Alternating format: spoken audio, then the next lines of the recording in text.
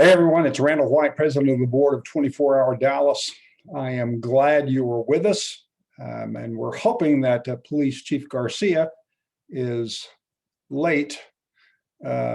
He's not quite come on board with us yet, and I hope there's not been some kind of emergency, but we're glad you're here.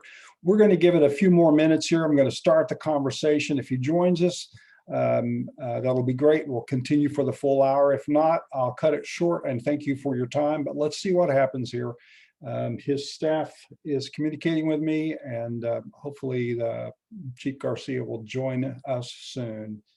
The whole point of today was to talk about the nighttime economy, and by nighttime economy, we talk about arts and cultural organizations that are open at night, restaurants, hotels, special events, nonprofit organizations. Here he is. Nonprofit organizations that serve the nighttime public. There he is. Hey, Chief. We're glad you're with us. I was afraid I was going to have to wing this by myself, and your mute's on. So there you go. There we go.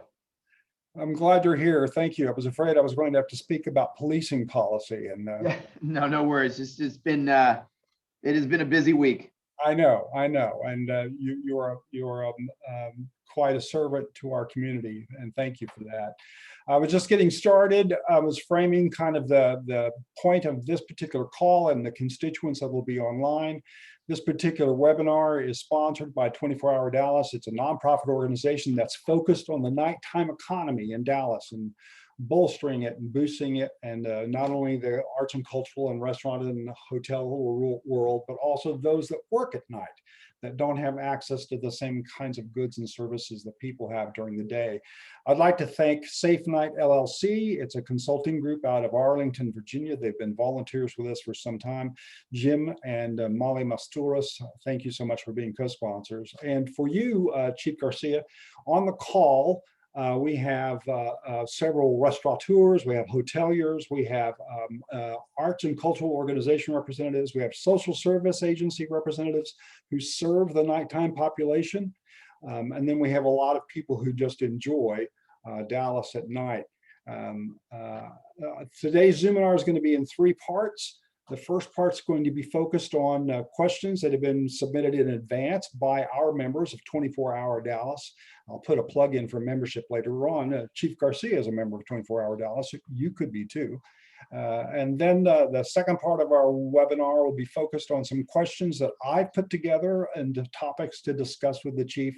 And then finally, we'll take questions from you that you've submitted and upvoted, and I'll triage those. I would ask that the questions be specific to the nighttime economy and not the fact that there's somebody, shining lights into your house at night. We're interested in our city's entertainment and sociable districts, the places where people go and be together.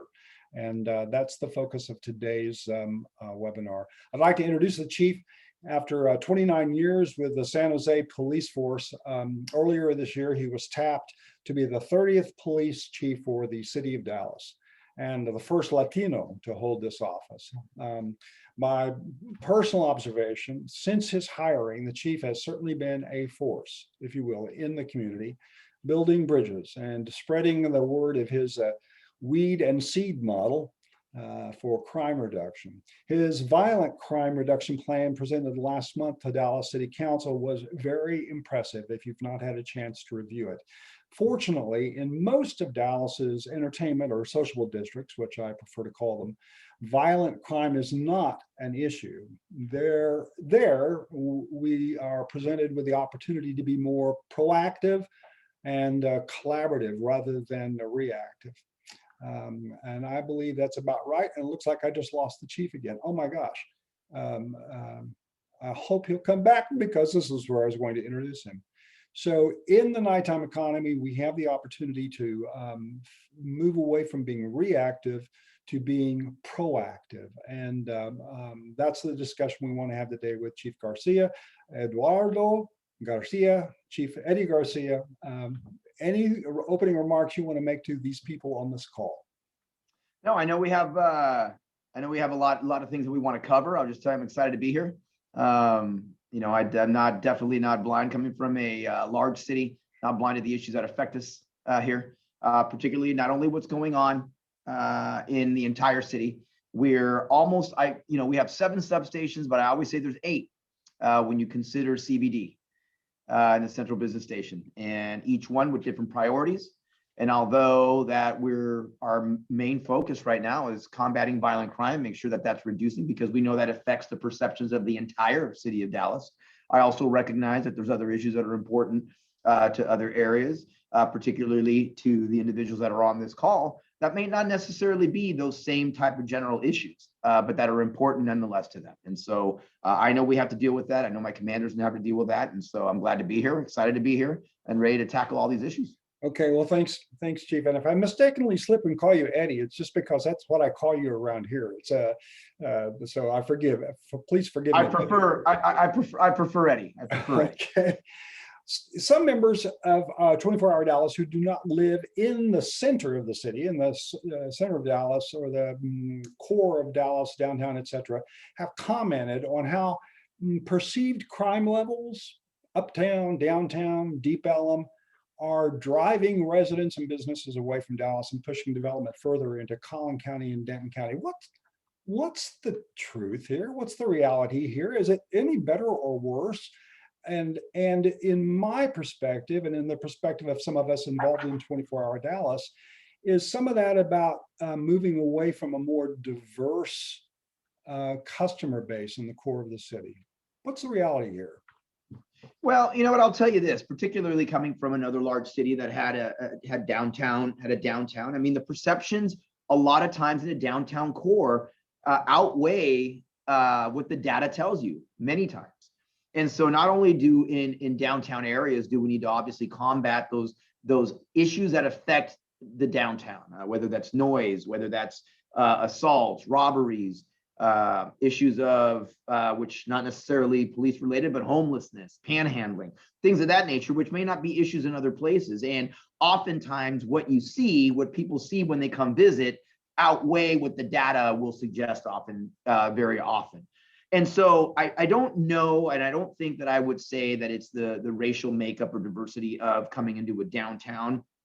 I think it really is what's reported oftentimes, that perceptions really much outweigh realities very often. And so we have to work even closer together, whether we're working with myself or my downtown central station staff, CBD, to not only do a couple things. Not only do we have to message out the realities of where things are occurring and generally and where they're not occurring, because even if there's an increase or a decrease in certain areas, it may not be in the areas where there's entertainment and things of that nature. And then we need to work closely to know when we need to maximize our presence. Oftentimes we need to maximize our presence to the extent we can, because obviously we have staffing issues, that we're working with and doing the best we can. But you know what? Understanding and leveraging all the resources. I've always said this: downtown is its own different animal. And it's almost a city within a city. But if you look at a downtown, we have things we can leverage. We can leverage not only ourselves, our bicycle officers, we can leverage, the Dallas College police. We can leverage, obviously, DART police. There's things that we can leverage if we work together to be more visible during the times that you really need us. And I think that helps kind of tamper down some of this doesn't feel safe type of perceptions. Right, I agree. Thank you. And some of the perception can be drawn along racial lines. This is both a daytime and nighttime issue in the city of Dallas, but we know that the death of George Floyd and other police-related deaths of Black citizens have kind of deeply affected the community. Subsequently, we have discovered that some police departments around the country have been laid bare, revealing unsettling culture among some police units. These events and insights have in turn triggered nighttime protests that have taken place in Dallas and elsewhere. And sometimes these protests get out of hand and nighttime businesses are affected. So at one end of the spectrum, we've got some people saying, downtown, scary cities, there's destruction and race riots going on in the cities. And on the other hand, we have people going who distrust the police based upon these stories elsewhere. My sense of you is you're going to have none of that. So, but talk to us about distrust and community relationships and what businesses should do as they get uptight about potential nighttime protests. Well, let me just cover some of the things, and I'll go in general with the trust issue. I mean, we're going to be conducting implicit bias training as an example. We're going to be doing procedural justice training that we're going to be partnering with some of our institutions. One of the things that we're really proud of, and is with our ABLE program, which is something that we're very proud of from the police department that we've partnered with our institutions on. I mean, we're working very closely with our oversight board and monitor and review all our external complaints that we do. We call them to respond to all of our critical incidents.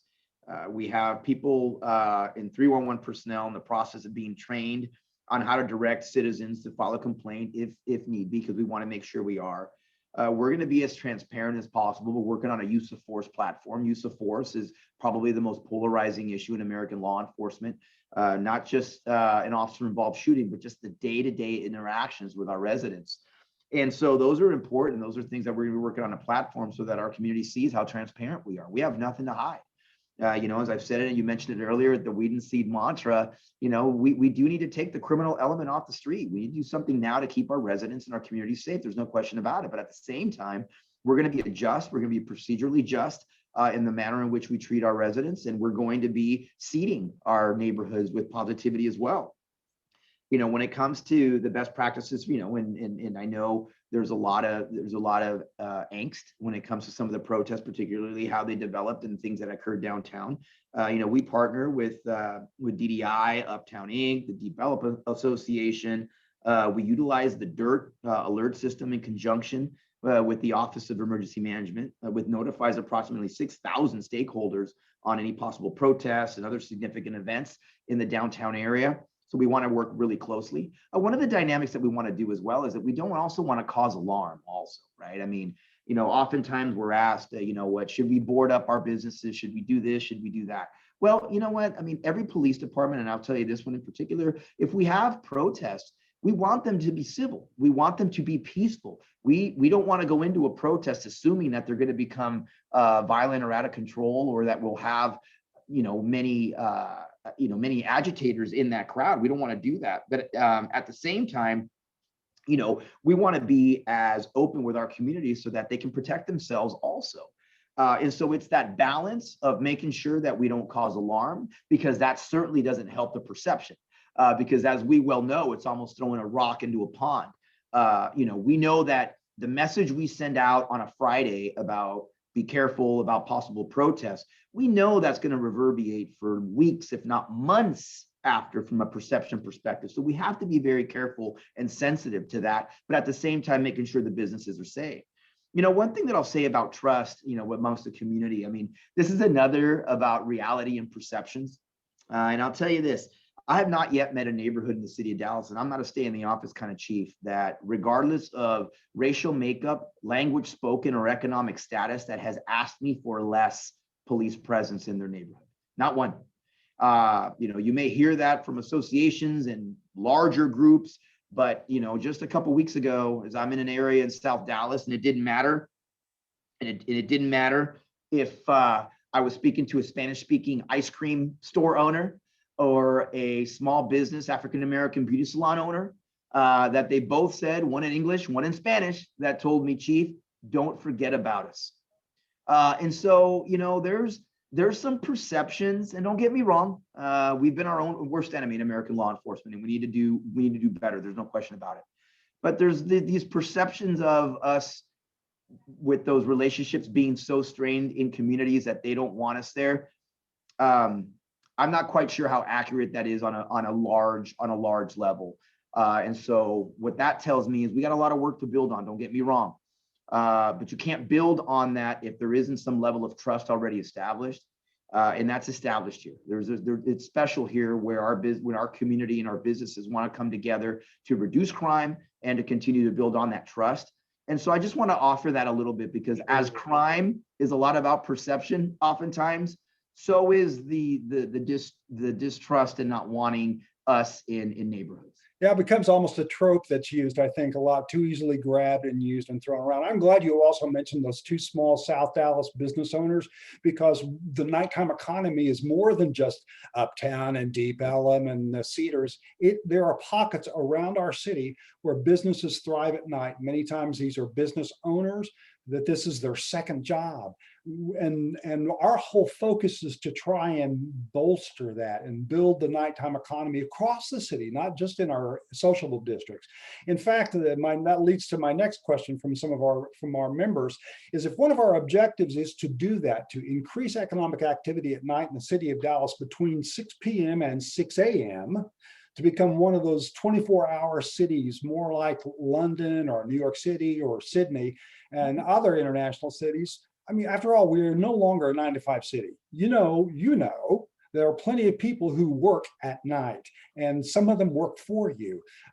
So our focus is more than just about nightlife.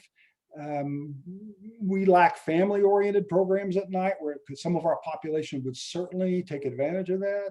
We have but as we shift towards this 24-hour model, how is that shift going to affect the police force in terms of staffing and policing policies? I mean, who's going to answer the phone about a sound problem, a noise problem at 2 a.m.?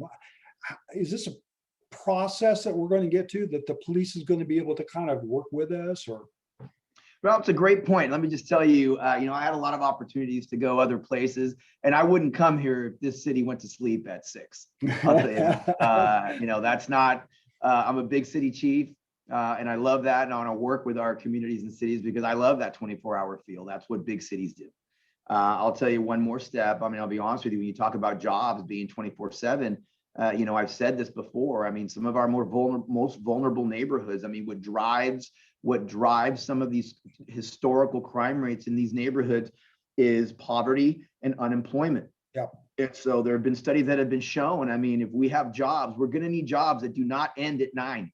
Yep. That do not end at 6. We're going to need jobs and business models where we're keeping people employed through later hours. I mean, that is a reality that we have to do. Exactly. From a police department's perspective, I mean, one of the dynamics, if you have a partner in us, is we already have the framework. We are a 24/7 operation.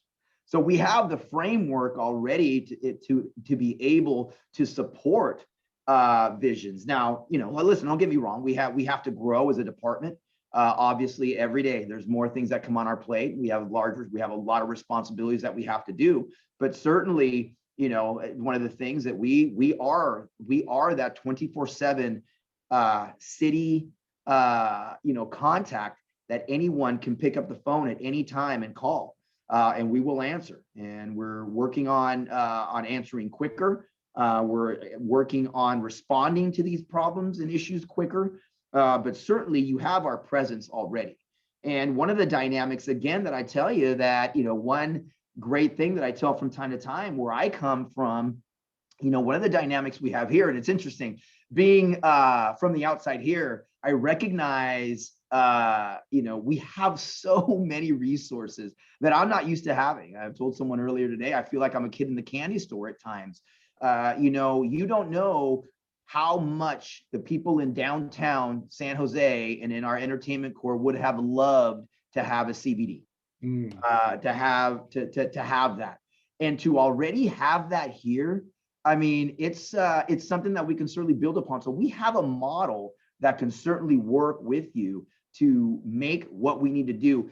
To your point you made, downtown and in the central business district, in those areas, but also from a citywide perspective, that's a model that as that model grows, we'll grow with it. But certainly you have the framework. It isn't like you have to start off with saying, oh my goodness, how are we going to get police? How are we going to get public safety from midnight to 9 o'clock in the morning? Well, we're already there. Yep. We just need to figure out what more we need and build from there. Right. And our city council persons have made it clear to us that they would prefer that all those dollars that stay in our city rather than crossing the city limits and being spent elsewhere. So I'm pretty confident that we're going to be building even more across the city, places where people can go and people can work at night, because that's what the 24-hour economy is about. Let me ask one other question that came out of one group of our members. Significant economic engine and sociable district in Dallas has been our LGBTQ community, primarily focused in the Cedar Springs area and Oak Lawn. What is your plan right now? I think whenever there's a police shift, that community in particular gets a little nervous because it's felt like it's had a good relationship with the previous police leadership. And so you're here. What's your plan to build the DPD's relationship with the LGBT community? And will you be continuing the kind of awareness programs I think the Dallas Gay and Lesbian Alliance has offered in the past? Well, I'll be honest with you, coming to this police department is actually one of my platforms of what I did in my current or my former department. I am an ally. I'm an absolute ally to the LGBTQ community. And, a few things that I want to do, let me just start off with saying, I want to make sure that this department here internally practices procedural justice in order for us to be able to deliver that externally. And so I have to make sure that this department is a safe place here. In order for our officers to ensure that it's a safe place and environment outside, and we will do that. That is our calling, and we will absolutely. I'll say this, one of the things that I'm proud of, and I'll have to say, I don't know, but I'm going to go on a limb and say that the Dallas Police Department may have been the first major police department in the state of Texas, if not the only police department in the state of Texas to raise the pride flag in front of headquarters. And I'm proud to have done that along with Councilmember Medrano. That we had spoken about that for a while. I'm proud that he was able to do that before he left office. And that not only was that a support for my community that makes up the LGBTQ family, but for my officers that are part of the LGBTQ family as well. And so that was a commitment to them as well as a community. And as I mentioned before, I am an ally, and we'll continue to do that. We'll continue our outreach programs. We're going to be speaking at our academies to make sure we have that cultural sensitivity and awareness. On the 28th, we're going to launch our Safe Place program. Safe Place program is a program that started in Seattle. And at first it was very LGBTQ centric with regards to hate crime, but then it expanded to all types of hate crimes, that we train staff in businesses to have a safe place for victims of any crime, but specifically hate crimes. And it started specifically to the LGBTQ community. This program, again, was started in Seattle and focuses on that, but we're going to not only focus on our LGBTQ community, which is very important, but then everyone on hate crime. So we're going to be launching that.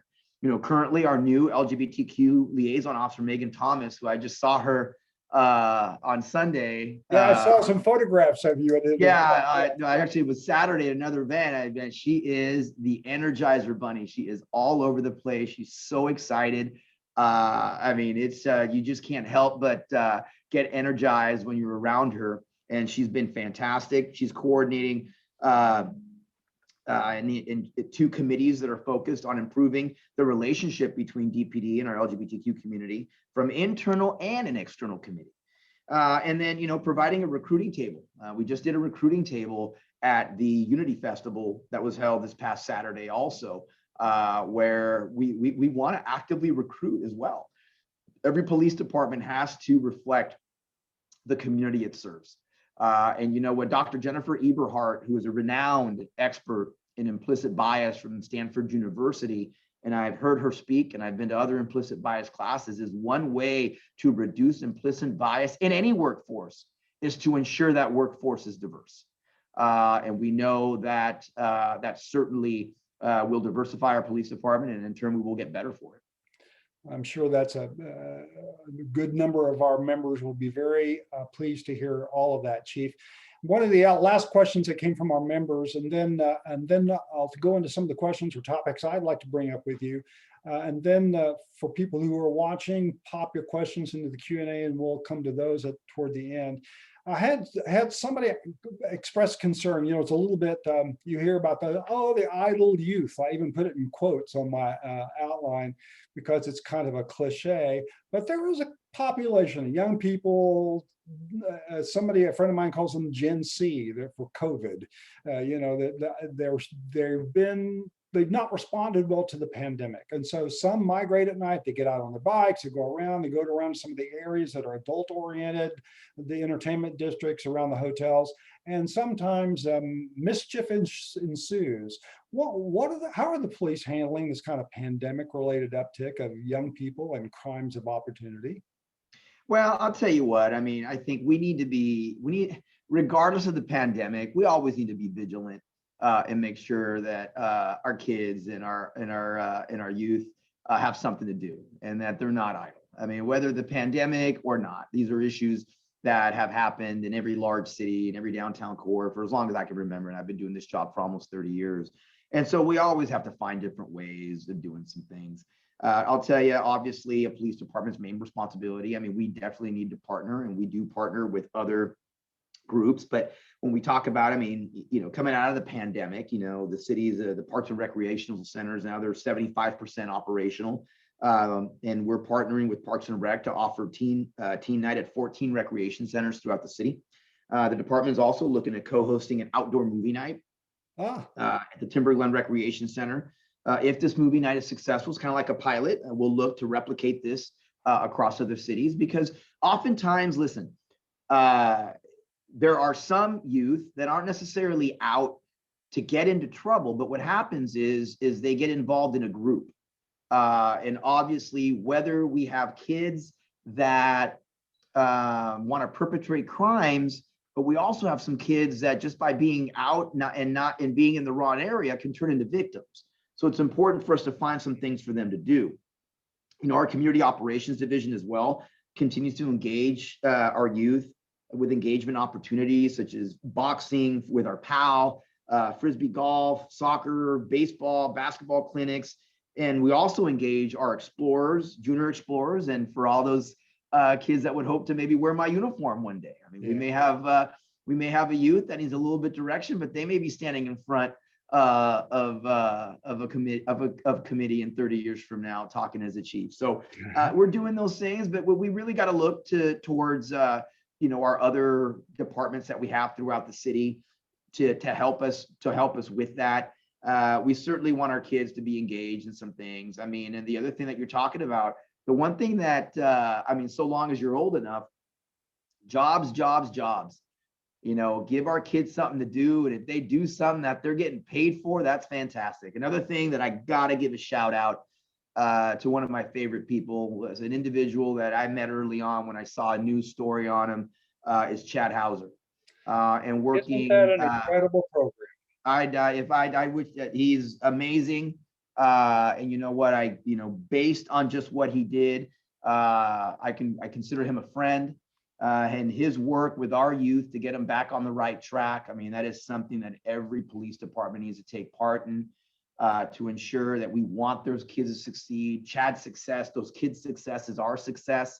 And I'll tell you what, if we had more of those programs around, I think those perceptions would be diminished quite a bit. So we're on the right track.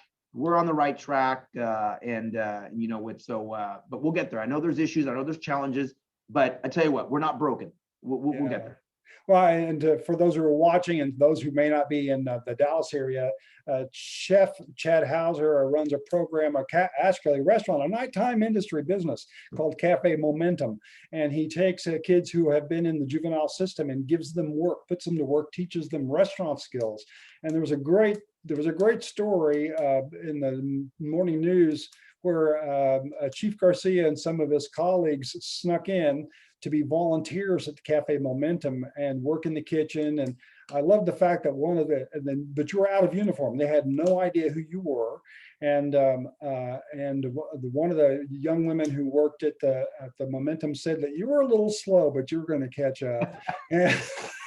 So your dishwashing skills are going to come in handy down the road, I am sure. Yeah, I did not get off to a great start, but I tell you what, that was one of the But best experiences we've had. But that was again a wonderful example of how an existing program, Chef Hauser's Cafe Momentum, and what the our police are doing to build a better relationship or break down some of that perception that I think people think is a bigger deal. I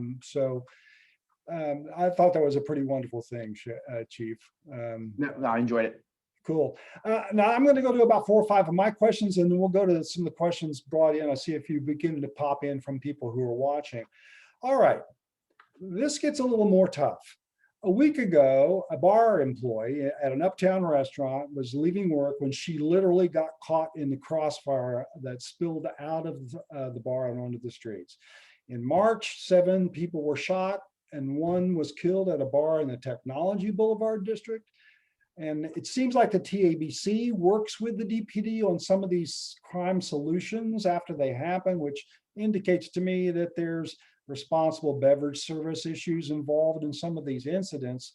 But our response to these scenarios, and there was just another one this past weekend in East Dallas at an event venue where things spilled out in the street and got violent. And what are these events about? What are these incidents about? And what is there anything these nighttime businesses can do to get ahead of them?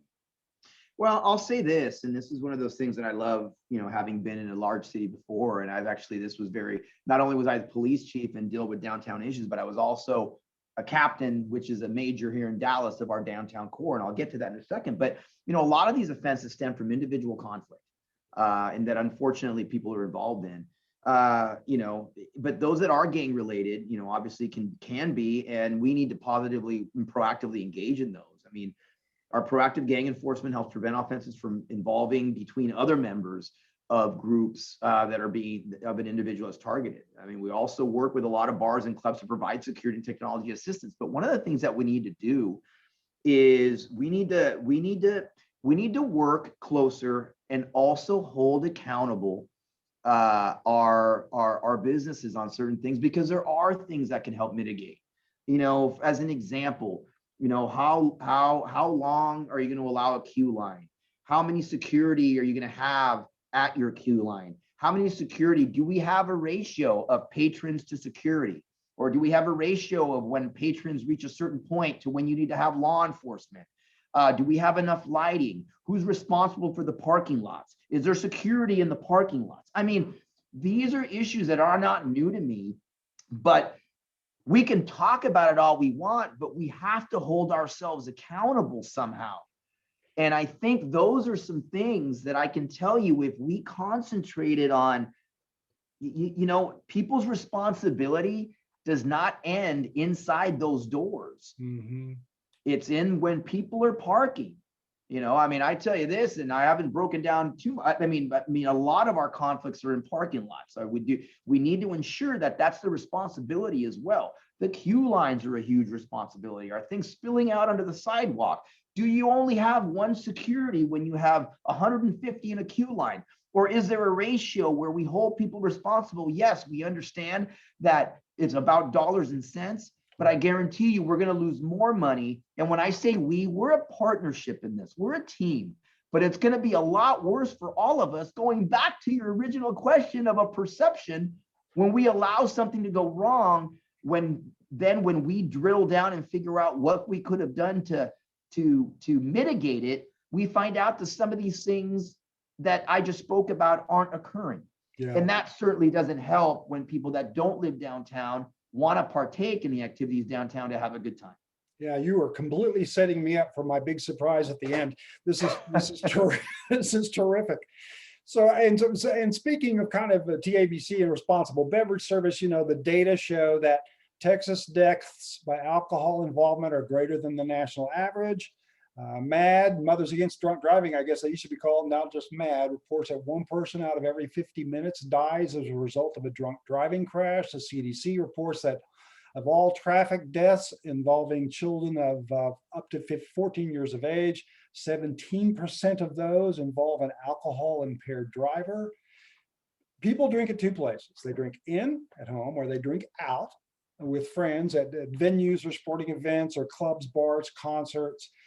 We've all been, I don't know, repulsed, I guess is the better word, by alcohol-related crashes from wrong way drivers on our freeways.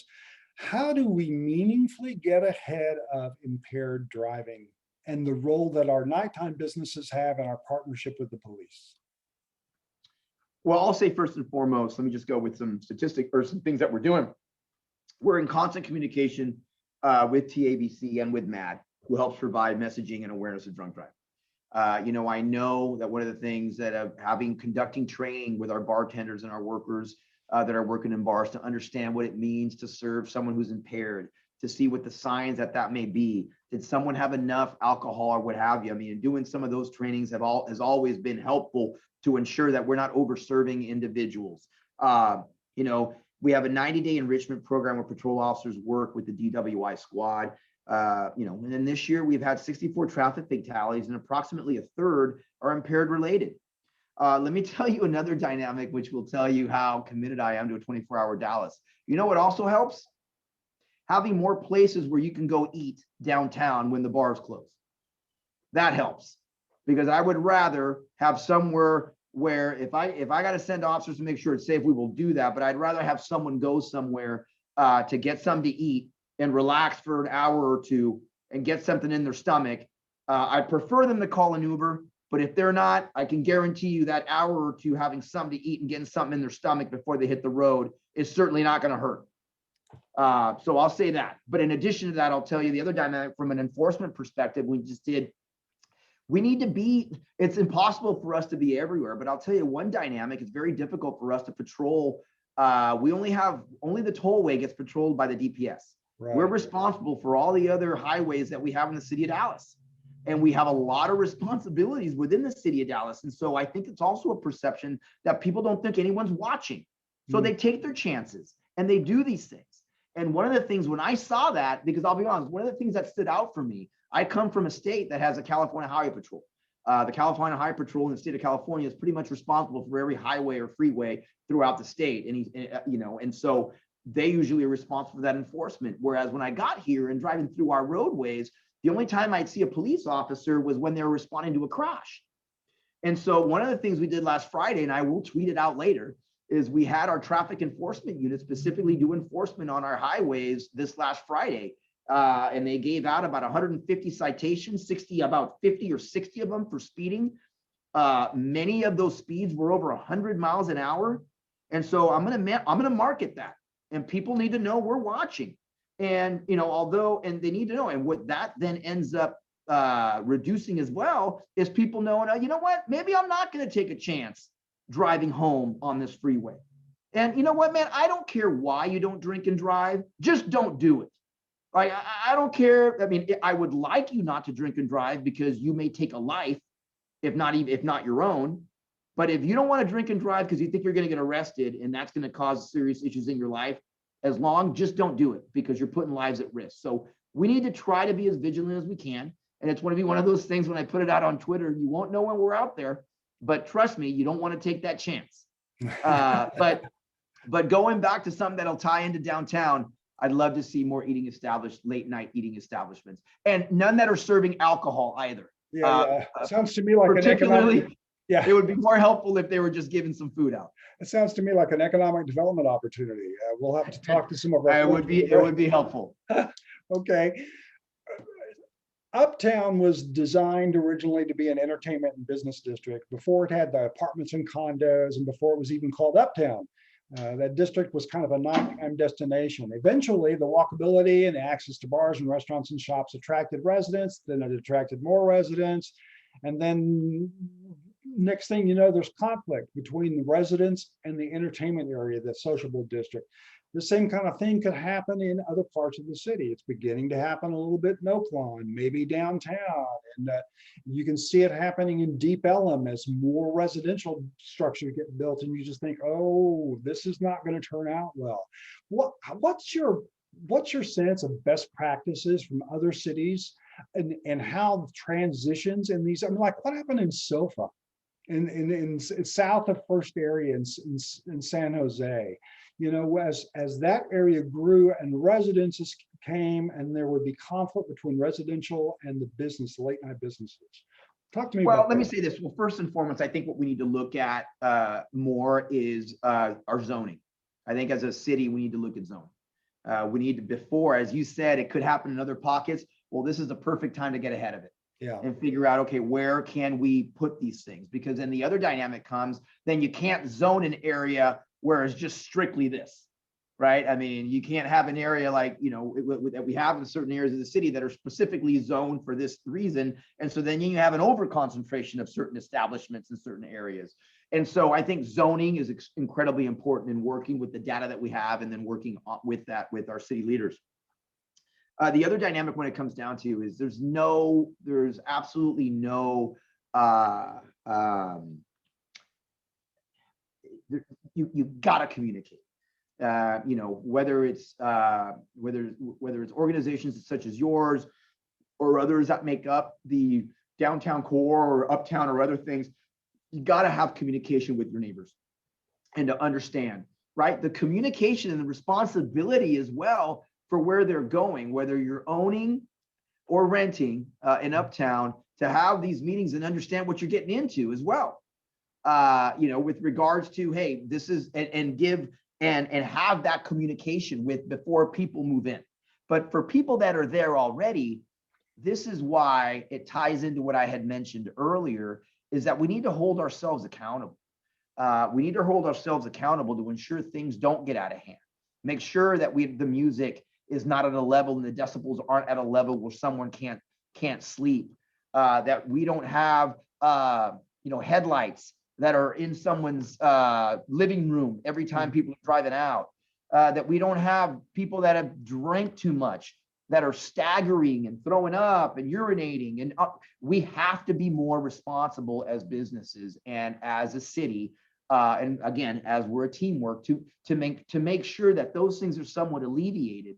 Because, you know, we can talk all we want, but that frustration will always be there and coincide if we're not responsible. We have to start thinking that our responsibilities happen also outside the curtilage of our restaurants, bars, and nightclubs and other things. Because again, some of your listeners here, you know, like you mentioned earlier, from the arts districts or hotels, you know, and things of that nature, they are affected also. And you know, and so those are dynamics that I think it comes down to zoning and communication and being responsible and holding ourselves accountable. And what I mean holding ourselves accountable, it's not just businesses holding themselves accountable, because we all suffer.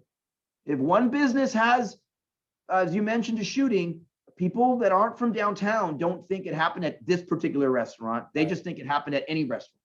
So all these issues affect us all. And so not only do we have to hold ourselves accountable, but there may be some things, you know, within the city that we can hold people accountable to these type of things as well, that I think would be beneficial for all.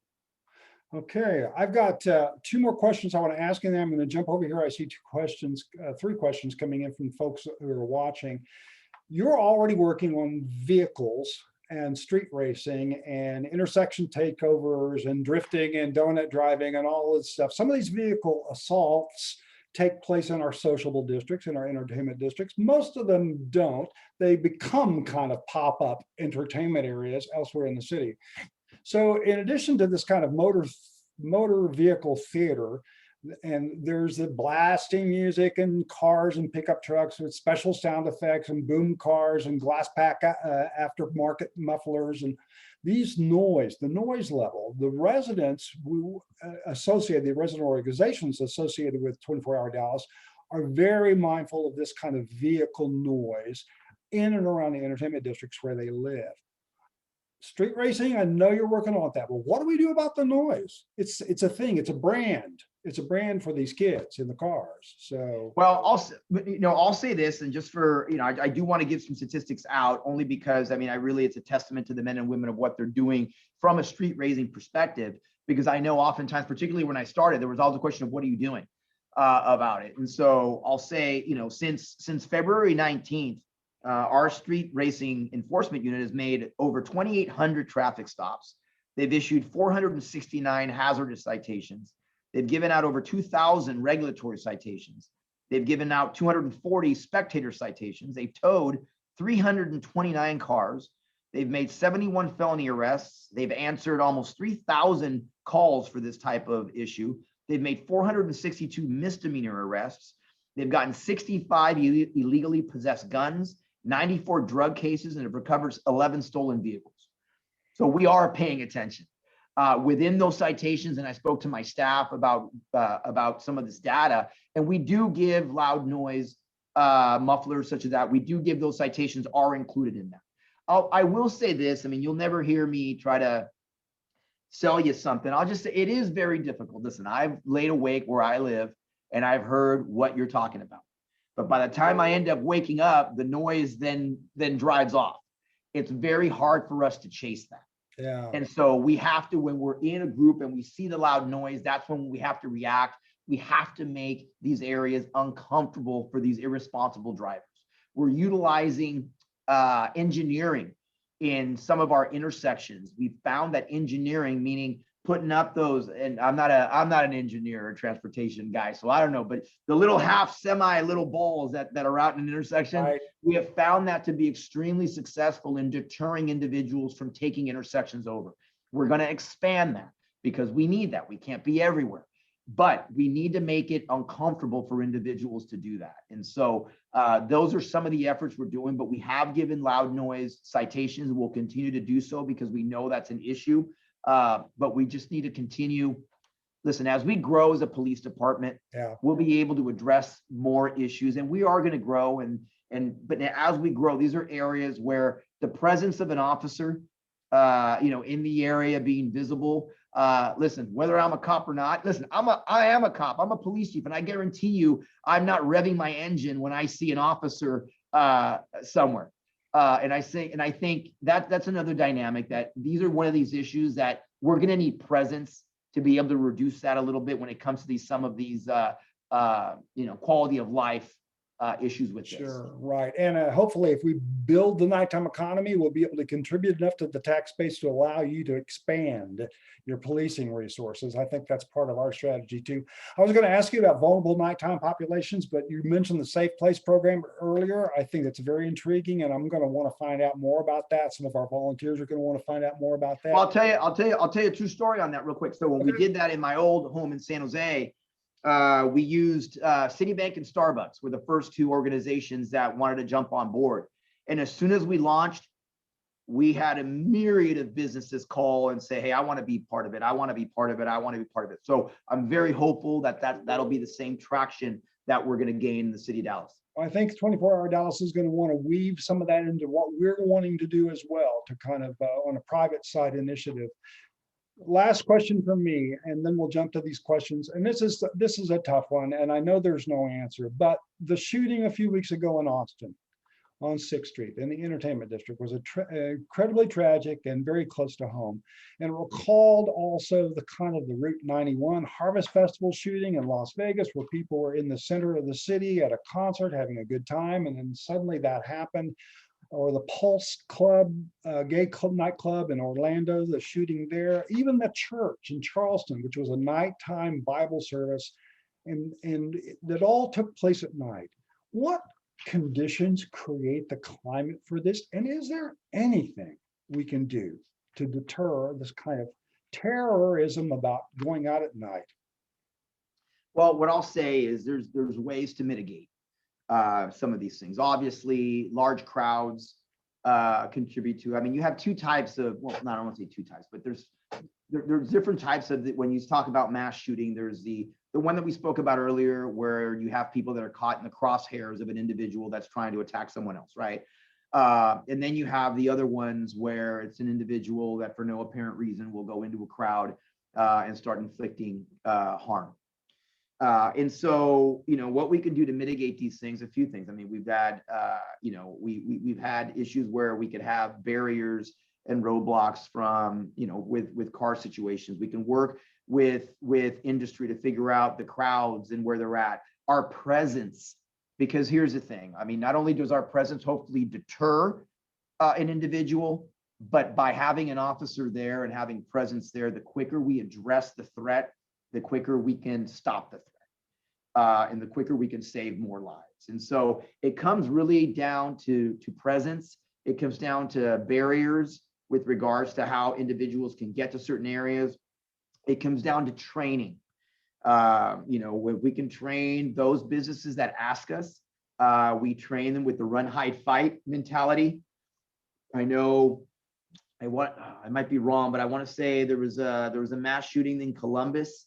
Was it Columbus last year in their nighttime district, or it was and I hate if it was not Columbus, I apologize, but there was another mass shooting in a metropolitan city in America last year where the patrons actually ran away and they ended up going into a club. Right. Where then officers then addressed the threat, and luckily they did before that individual got inside the club. But there's things that we can work with businesses as well with the run, hide, fight, so we can work closer together. We can do trainings together with the police, and it's not just police; it's actually also fire, because we want to save as many lives as we possibly can. And DFR works with us when it comes to these type of things. But training, presence, managing crowds, when it comes to the targeted ones where it's an individual in a bar that initially isn't intent on mass casualties, but something happens within that bar, has to do a lot of times with the over serving of alcohol and being intoxicated and things of that nature. So there's certain things that we can do. Ultimately, in the end, our hope is to mitigate any type of attack and to save as many lives as we possibly can by making it less attractive to take part in one of these types of issues. But you made mention some of them, some of these unfortunate. I have friends in law enforcement, and many of these. I'm good friends with Joe Lombardo, who's the sheriff in Las Vegas, and I've spoken to him several times about that tragedy that happened there. And being vigilant. If you see something, say something. That's always the most important thing. And then being able to react to it and get to a place where we've had the conversations and training. So if God forbid it does happen, we try to manage the panic in a way where we know what we're doing collectively, to know where people can go, so that we can collaborate as best we can to save lives. Okay. Yeah, I'm looking at some of you. I just want to get to the point where I go to a movie theater, and the first thing I do when I sit down is not try and look by exit plan. You sit there and go, okay, there's an exit there. I hope that one's not blocked. It's a world that we're in now that is doesn't make it very comfortable, I think, for people to get out. And what we're hoping for is people will get out. It's bad enough that it's the dark, and the dark is scary to people, but there's also a wonderful, full, rich city nighttime scene going on out there that's more than just about drinking. It's a lot about eating. I'm good about that. But there's also, music and sporting events and festivals and food trucks. And that's really what we're about. And it's what kind of city we want to make it. I see one question here. Some of the questions here don't really specifically have to do with the nighttime economy. One was one you've already addressed. We talked about street racing, stunting, intersection takeovers. The gentleman says these are a huge danger to Dallas nightlife specifically, and fledgling downtown ecosystem in general. So he was asking questions about that. I think you've responded to some of that. Thank you so much for that. Someone else asked specifically about a neighborhood. What else is being done about, and I don't know what the illegal nighttime activity is, but what is being done about the illegal nighttime activity at the intersection of Harry Hines and Walnut Hill Lane? This is a very dangerous area. Are you familiar enough with the specifics about Harry Hines and Walnut Hill area? Not Walnut Hill particularly, but I am familiar with the issues and the challenges, really, that there are some areas along Harry Hines does, challenge us a little bit.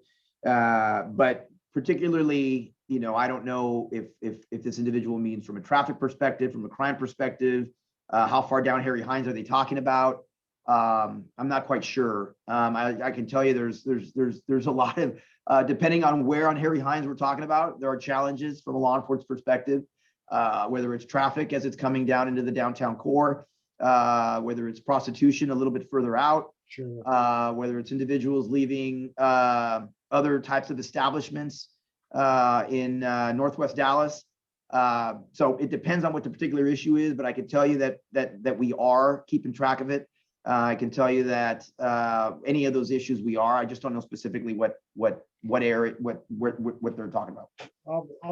I'll find out and I'll get the information. Maybe Chief Anderson or something. Maybe there's some. No, yeah, we'll take care of it. Yeah, if we're more specific, I'll absolutely get back with Heather and get her some information. Okay. So finally, for me, is I got there's some people making some very nice accolades of you, how impressed they are and how safe they feel just knowing your efforts for the nighttime economy, Chief. So thank you.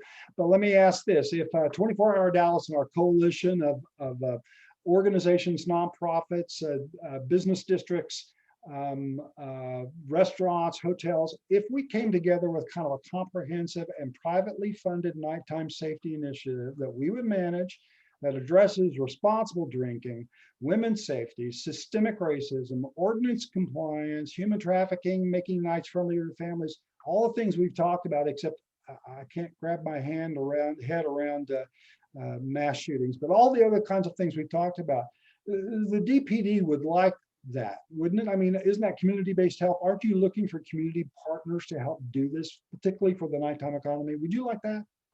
Absolutely. These public-private partnerships are incredibly valuable.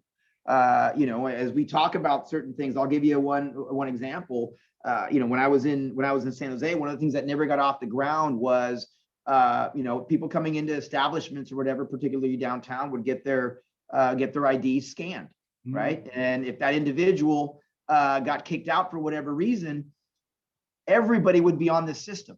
So that individual that got kicked out that night couldn't just go into another bar to cause havoc because that's communication stuff. I mean, these are ideas that I would love to work with you on, because I am telling you right now that you have a partner in me, that I know it's not about just drinking and having a good time, although that's important. It's about food. It's about going out to see the art. It's about, going out with a significant other and maybe spending a night at a nice downtown hotel. All those things are so important. And so, yes, absolutely, 100% to your last question, we'd be all in to discuss how we can build on that. Well, that's good, because a couple of the potential funders of that program are watching this program right now. So thank you very much, Chief. Is there any final message you want to give? We're right at the hour. Any final message you want to give to the folks that have been watching? Or this is also going to get posted before Friday on our website as a YouTube video. Is there anything else you want to tell our crowd? Oh, there you go. That's your assistant telling you you're supposed to be somewhere else, I'm sure. No. No, I'll say, like, I just finished. When I said, you have a partner with me. I'm someone that wants to see, a vibrant Dallas. I want to see a 24-hour Dallas. We have that framework to do it. There's things we got to work through. There's no question about it. But your success is our success. I've said that quite a bit. We want to be here to help you and help you succeed, particularly now, coming out of the pandemic. We want you to thrive. And I want to be able to help you do that. So with that. Well, thank you so much, Chief. I'd like to thank all the people that registered and signed and came on, and the folks that are watching on the Facebook Live feed. I'd like to thank again Safe Night LLC for their partnership in helping make this happen. And I would like to encourage all of you who are not members of 24 Hour Dallas. It's not expensive. It's $25 for an annual membership if you're a business or organization. It's $100 a year. Join us, become a part of this thing that we're trying to make happen. We're trying to bring the city back to life after night, after dark, after the pandemic. And with our partner here with the police department and Chief Eddie García, I'm sure we're going to do this very well. So go to 24hourdallas.org, join us, learn more about us. Thank you, Chief. I look forward to actually meeting you in person someplace. And I appreciate your time today and appreciate your time for watching. Thanks. Look forward to it. Bye-bye. Bye-bye. Bye, everyone. Be safe.